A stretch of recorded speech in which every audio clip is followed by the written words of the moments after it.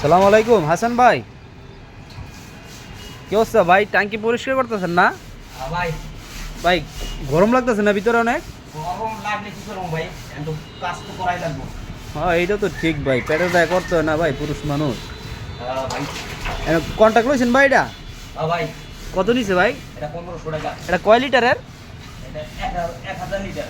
ও আচ্ছা আচ্ছা, আরে ভাই এই সাততলার উপরে এত রৌদ্রের ভিতরে এই আবার এই কাজটা লইছেন ভাই, সকালে করতে পারলেন না?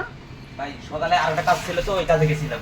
ও আচ্ছা আচ্ছা আচ্ছা, যাক ভাই সাবধানে কাজ করেন ভাই।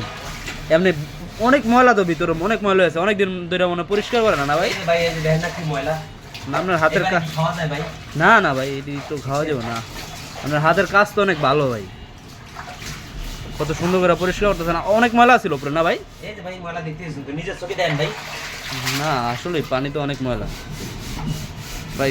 পানিটা নিয়ে আনছি নিজে গরমে ঘামাইয়া ভাই, এই যে পরিশ্রম করতেছেন। ভাই খাওয়ার জন্য পানি নিয়েছি। পানিটা নিয়ে খাইয়া লইবেন ভাই, পর আবার মাথা ঘুরে পড়ে যাবেন ভাই।